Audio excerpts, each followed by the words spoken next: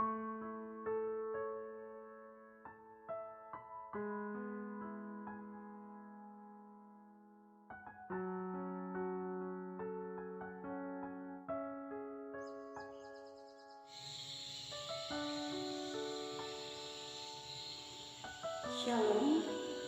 Bapak Ibu yang diberkati dan dikasihi di dalam Tuhan kita Yesus Kristus. Sebelum kita bersama-sama membaca dan merenungkan kebenaran firman Tuhan, mari kita bersatu di dalam doa. Ya Tuhan yang penuh kasih, yang senantiasa memberkati kehidupan kami dari waktu ke waktu. Pada saat ini, kami ingin membaca dan merenungkan kebenaran firman-Mu. Urapi hati dan pikiran kami, agar kami boleh senantiasa mengerti dan memahami apa yang Tuhan ingin sampaikan bagi kami melalui firman. Berkati pula hamba-Mu yang akan menyampaikannya. Kiranya Tuhan boleh menutup bungkus hamba-Mu ini, memberkati agar hamba-Mu boleh dimampukan menyampaikan firman sesuai dan seturut dengan apa yang Tuhan kehendaki. Ini kami bersiap untuk mendengarkan firman-Mu. Amin. Pembacaan Alkitab sesuai dengan Almanak Nas GKI itu terdapat di dalam Kolose pasalnya yang ketiga, ayatnya yang pertama hingga ayatnya yang ke-11 di bawah dua perikop. Perikop yang pertama, carilah perkara yang di atas, dan perikop yang kedua, manusia baru. Yang akan saya bacakan demikian bunyi firman Tuhan. Karena itu, kalau kamu dibangkitkan bersama dengan Kristus, carilah perkara yang di atas, di mana Kristus ada, duduk di sebelah kanan Allah. Pikirkanlah perkara yang di atas, bukan yang di bumi, sebab kamu telah mati dan hidupmu tersembunyi bersama dengan Kristus di dalam Allah. Apabila Kristus yang adalah hidup kita menyatakan diri kelak, kamu pun akan menyatakan diri bersama dengan Dia dalam kemuliaan. Karena itu matikanlah dalam dirimu segala sesuatu yang duniawi, yaitu percabulan, kenajisan, hawa nafsu, nafsu jahat, dan juga keserakahan, yang sama dengan penyembahan berhala. Semuanya itu mendatangkan murka Allah atas orang-orang durhaka. Dahulu kamu juga melakukan hal-hal itu ketika kamu hidup di dalamnya. Tapi sekarang, buanglah semuanya ini, yaitu marah, geram, kejahatan, fitnah, dan kata-kata kotor yang keluar dari mulutmu.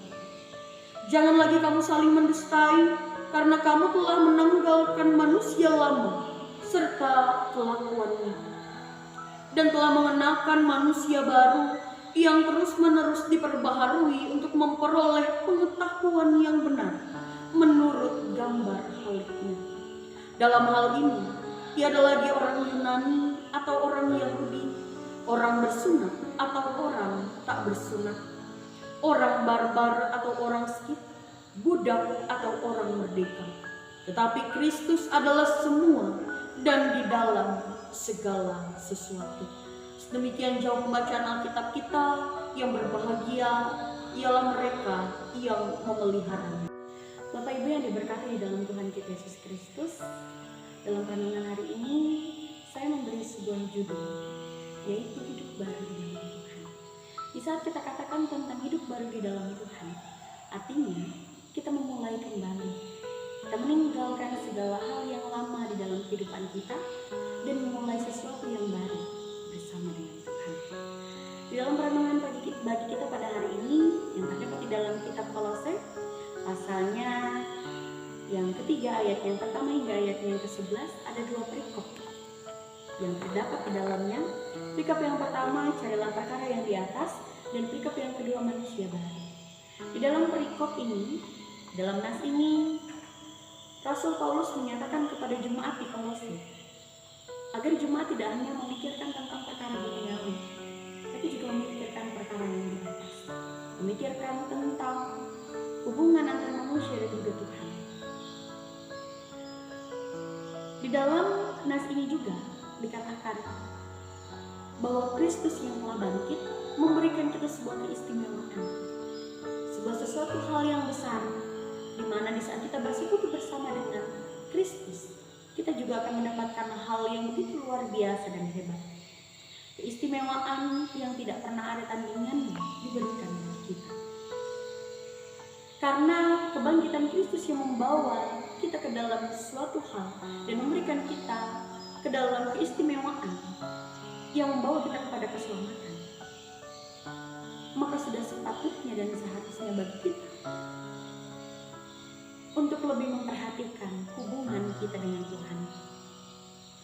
Tinggalkan kebiasaan-kebiasaan kita yang lama. Tinggalkan berbagai macam hal yang membuat kita berada di dalam dosa dan kesalahan, yang membuat kekudusan kita hilang, yang bisa juga membuat apa yang sudah diberikan secara cuma-cuma bagi kita itu menjadi sia-sia.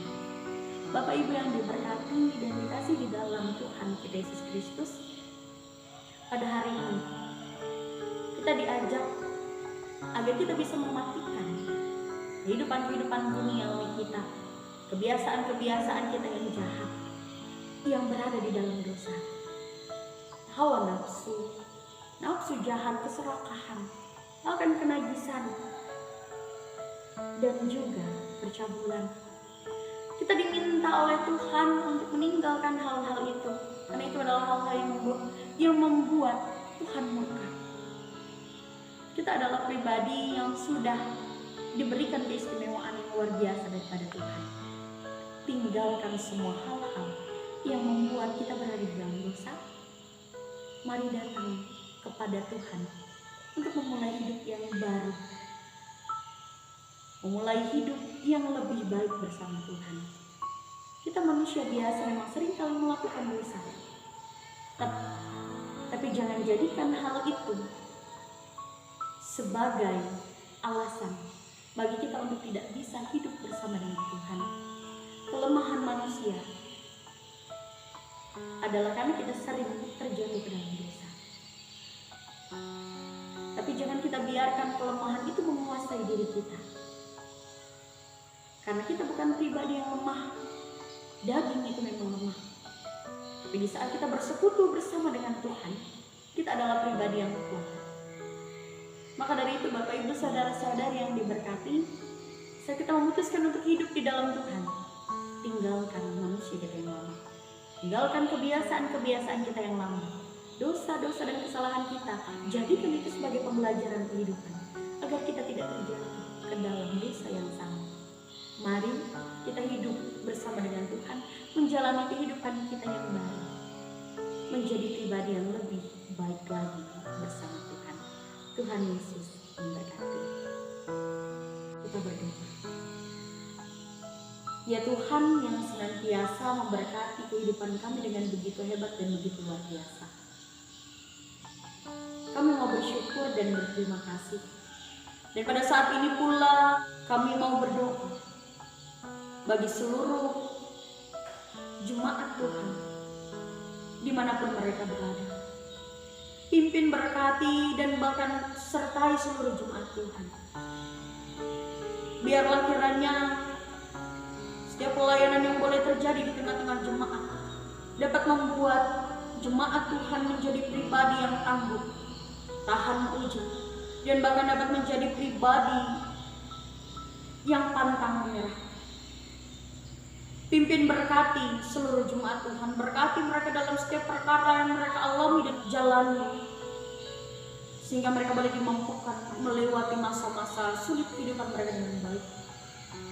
Dan bahkan bagi para pelayan, baik itu pendeta, vikaris, penatua, diakon, penginjil, dan bahkan siapa saja yang terlibat di dalam pelayanan dalam nama Tuhan, pimpin sertai agar melalui mereka iman dan harapan boleh semakin tumbuh dan berkembang. Seluruh jemaat Tuhan boleh menjadi jemaat yang kuat.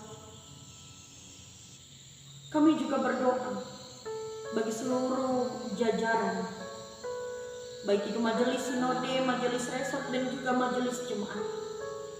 Berkati seluruh jajaran kepemimpinan di dalam GKI ini, menjadikan GKI sebagai sarana penyebaran Injil menjadi lebih baik, lebih maju, dan bahkan dapat membawa dan menjaring jiwa-jiwa untuk lebih mengenal Tuhan dengan lebih baik. Pada hari ini kami serahkan seluruh kehidupan kami hanya ke dalam tangan anak kasihan Yesus Kristus yang sudah mengajarkan kami. Bapa kami yang ada di surga, dikuduskanlah namamu. Datanglah kerajaanmu, jadilah kehendak-Mu di bumi seperti di surga. Berikanlah kami pada hari ini makanan kami yang secukupnya, dan ampunilah kami akan kesalahan kami, seperti kami juga mengampuni orang yang bersalah kepada kami. Dan janganlah membawa kami ke dalam pencobaan, tetapi lepaskanlah kami daripada yang jahat. Karena Engkaulah yang mempunyai kerajaan, kuasa dan kemuliaan sampai selama-lamanya. Amin. Shalom. Perkenalkan, nama saya Vikaris Rini Octavia dari Resort DKM Muara Teluk.